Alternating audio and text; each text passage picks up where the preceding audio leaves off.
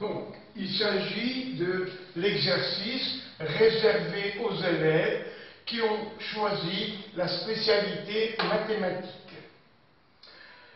C'est une partie de l'épreuve de mathématiques au baccalauréat posée en Polynésie française en juin 2016.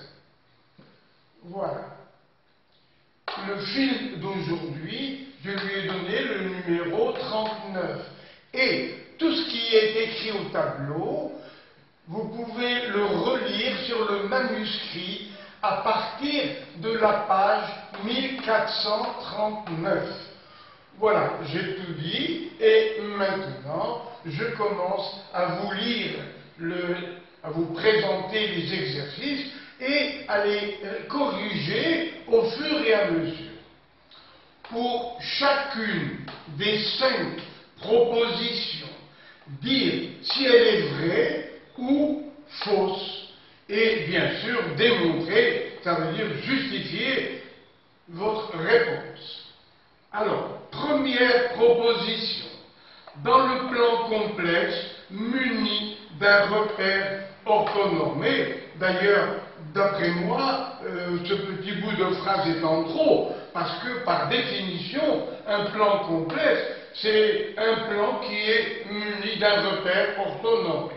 Alors, les points A, B, C d'axes respectifs Z de A égale racine de 2 plus 3i, Z de B égale 1 plus i, Z de C égale moins 4i. Ces points, voici l'affirmation, ne sont pas alignés. Eh bien, nous allons voir ça. Alors, ici, quand on écrit Z d'un point M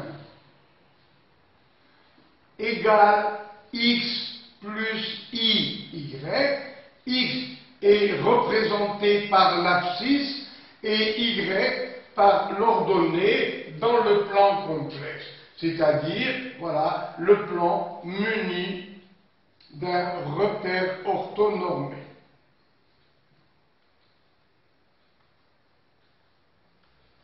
Alors, donc, ici, le point A. A pour coordonnées, racine de 2 et 3. Abscisse ordonnée. J'aime bien cette disposition momentanément pour pouvoir tirer les coordonnées des vecteurs. En faisant l'extrémité moins l'origine, on évite comme ça des faux détours de vue. Et je l'avoue, ça m'était très souvent arrivé à l'époque. Alors, donc voilà A, d'abscisse racine de 2, d'ordonnée 3. Le point B a pour abscisse 1, pour ordonnée 1. Le point C a pour abscisse 0, pour ordonnée moins 4. Alors, vecteur AB, extrémité moins origine. Ça fait 1 moins racine de 2. Et l'autre, 1 moins 3, ça fait moins 2. AC, ça fait C moins A. 0 moins racine de 2. Moins 4, moins 3, ça fait moins 7. Et maintenant, lorsque deux vecteurs V de coordonnées x, y et V' de coordonnées x', y', comment savoir s'ils sont parallèles, collinaires? Eh bien, donc V sera parallèle à V' à condition que xy' moins yx' égale 0. Voilà la condition que l'on va appliquer ici. Ça fait x, vous voyez, x, y' moins, voilà, 1 moins racine de 2, facteur de moins 7. Ça fait moins 7, plus 7 racine de 2, moins ce produit. Il faut faire très attention aux signes et dans la mesure du possible, encadrer chaque nombre relatif par une parenthèse pour ne pas vous tromper. Donc, ça fait moins 7 plus 5 racine de 2, eh ben c'est différent de 0. Donc les points A, B, C ne sont pas alignés. Alors que le texte avait affirmé, regardez, également que les points ne sont pas alignés. Donc il n'y a pas d'erreur. La conclusion est la même. Donc la proposition 1 est vraie. Voilà. Proposition 2. Il n'existe pas d'entier naturel n non nul tel que ce nombre soit un réel strictement positif. Alors, pour simplifier le langage, ce nombre, je l'ai appelé Z, juste pour faciliter les explications. Alors, voilà ce nombre Z, I facteur de 1 plus I à la puissance de Z.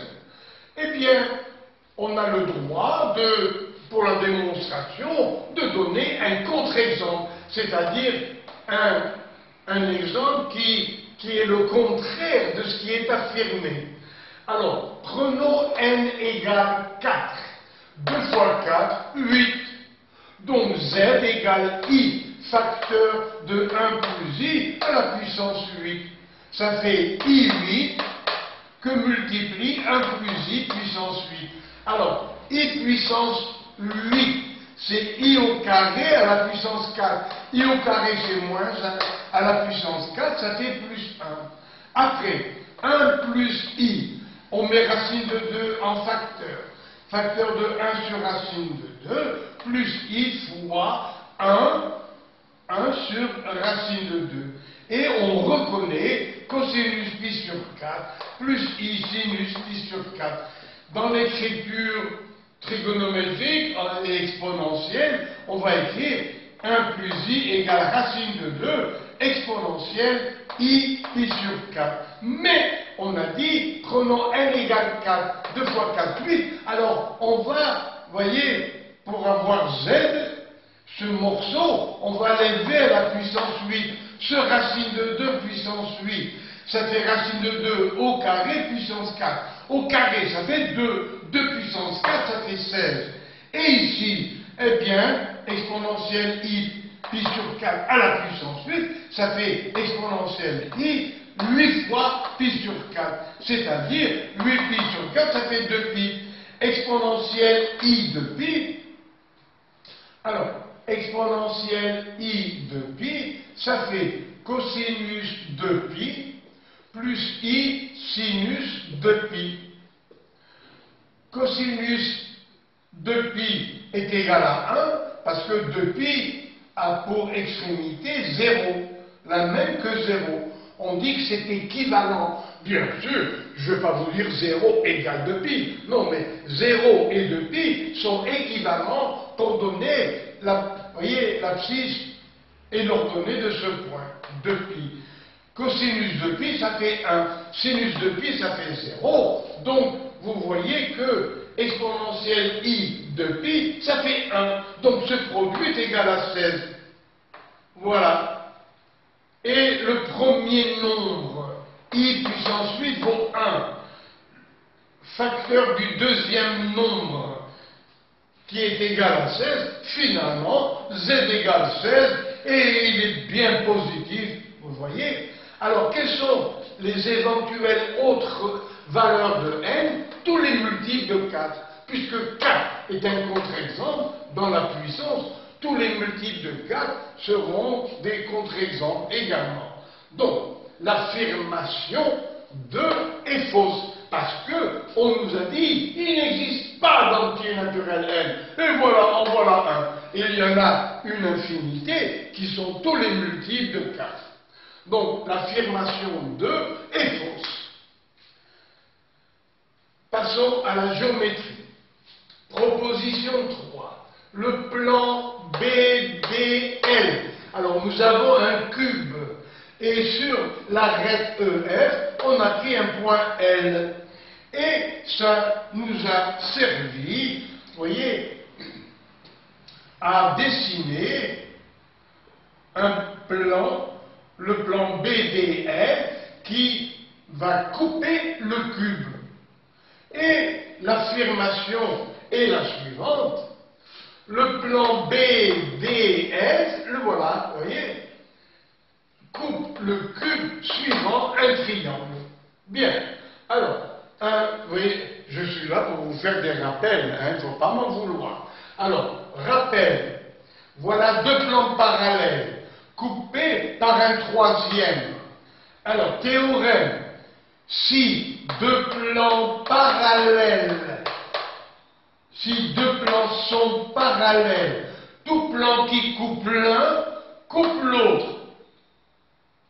Et les droites d'intersection sont parallèles entre elles. Démonstration. Commençons les deux intersections.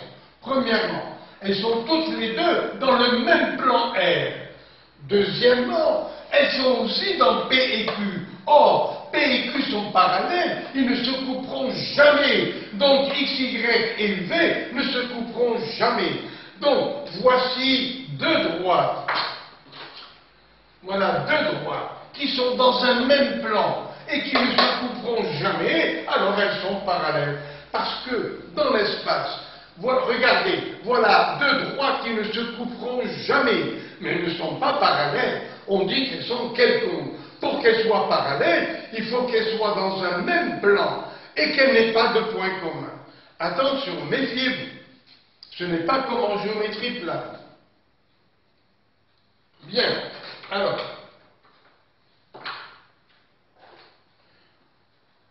maintenant, passons à la démonstration.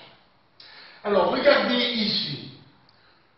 Voilà une droite d'intersection. Et si dans l'autre, on ne la connaît pas, on connaît seulement un point, le point L, un seul point de l'intersection, eh bien, d'après ce théorème, on sait que les deux droites d'intersection sont parallèles, elles sont dans le plan R. Alors il nous suffit, à partir de R, de tracer la parallèle à UV. Donc si, comme dans ce cas, on connaît un seul point, eh bien, on a toute la droite d'intersection grâce à une parallèle à la deuxième intersection. Alors ici, où sont les plans P et Q? Les voilà. Voilà le plan P qui est parallèle au plan Q. Vous voyez, c'est le plan de la face supérieure et le plan de la base. Dans un cube, vous voyez, les plans opposés sont parallèles, 2 à 2. Alors, regardez, le plan BDL va couper les deux plans. Le plan de base, lui, a comme intersection BD. Et le plan de la face supérieure, on connaît seulement le point L. Eh bien, qu'à cela ne tienne, à partir de L, on trace une parallèle à BD. Et voilà le reste de l'intersection, comme ici. On obtient toute l'intersection en traçant une parallèle à l'autre intersection. Donc, de L, je trace une parallèle à BD qui vient couper, par exemple, en un point M ici. Donc, quelles sont les deux intersections du plan LBD et du cube? Eh bien, c'est LM et BD.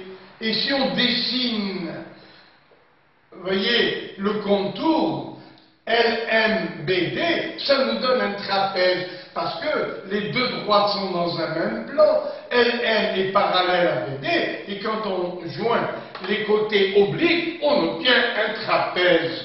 Le voilà. LMBD est un trapèze, alors qu'il nous avait affirmé que c'est un triangle. Voilà. Donc, la proposition 3 est fausse. Proposition 4. Le triangle DBL est rectangle en B. Ici, on prétend qu'il y a un angle droit. Non, non, non, non, non, non, non. Alors, bien sûr, je suis machine à faire des rappels. Alors, rappel. Une droite dans l'espace est perpendiculaire à un plan P lorsqu'elle est orthogonale à toutes les droites de ce plan. Toutes. Que veut dire orthogonale? Comme cette position que je vous montre.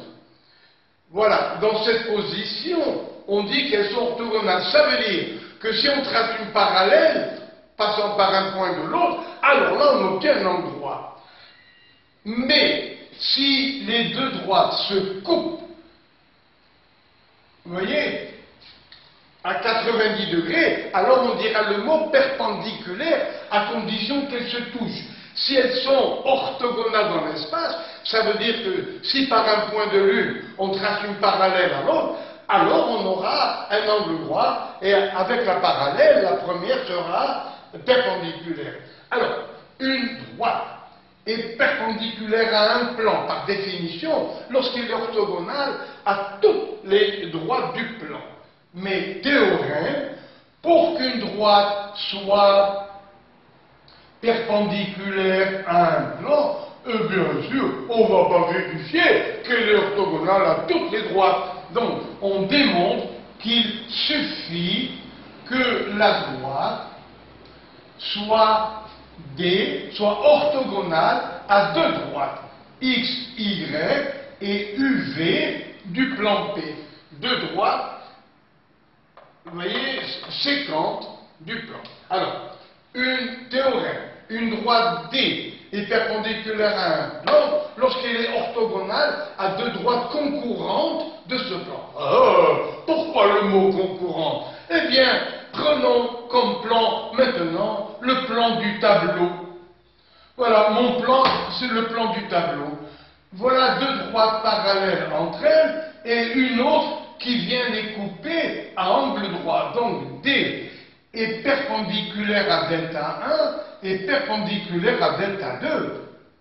Donc la droite D est perpendiculaire à deux droites delta 1 et delta 2 du plan P. Ça ne veut pas dire que D soit perpendiculaire au plan. Vous voyez, ce serait une hérésie. Pourquoi ça? Parce que les droites sont parallèles dans le plan P. Donc il ne faut surtout pas que les deux droites du plan P soient parallèles. Alors, donc, conclusion. Une droite D est perpendiculaire à un plan P lorsqu'elle est orthogonale à deux droites concurrentes du plan P. Bien. Revenons ici. Là, nous avons affaire à un cube. Donc, BC, il y a des angles droits partout. À chaque sommet, il n'y a que des angles droits. Donc, BC, la droite même, je dirais CD, est perpendiculaire à BF.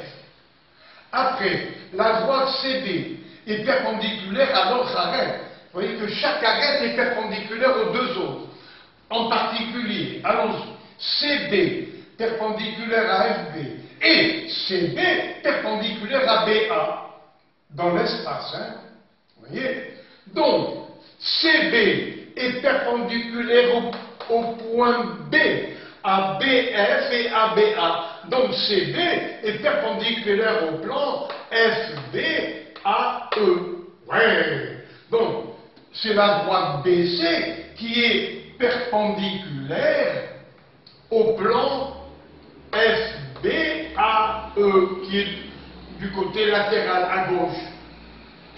Donc, BC au point B est perpendiculaire à toutes les droites du plan. C'est ce qu'on a dit tout à l'heure. Et en particulier, perpendiculaire, vous voyez, BC est perpendiculaire à BA et à BF. Mais la droite BD, elle ne peut pas être perpendiculaire au point B, au plan FE à B. Pourquoi? Parce qu'il y a déjà BC. Regardez, voilà, je le dessine tout seul. Le plan FB à E, le voilà. FB à E, le voilà. Il y a déjà la droite BC au point B qui est perpendiculaire à ce plan. Donc si on en prend une autre inclinée BD, il n'y a qu'une seule droite en un point qui soit perpendiculaire à un plan. Il y en a une seule. Donc BD ne peut pas être perpendiculaire au plan BFEA. Donc BD n'est pas perpendiculaire à BL. Voilà BL, donc BD ne peut pas être perpendiculaire. Parce que c'est seulement BC qui est perpendiculaire au plan, donc perpendiculaire à toutes les droites du plan. Donc BD, qui est distinct de BC, ne peut pas être perpendiculaire parce que, en un point d'un plan, on ne peut construire qu'une seule perpendiculaire au plan. Donc BD ne peut pas être la perpendiculaire au plan BFEA. Donc, oui, BD n'est donc pas perpendiculaire à BF. Donc le triangle LBD ne peut pas être rectangle au point B. Ça veut dire que la proposition 4 est fausse. Je vous lis ce que je dis. Le triangle DBL est rectangle en B. Voilà la proposition 4. Réponse. BC. Voilà BC.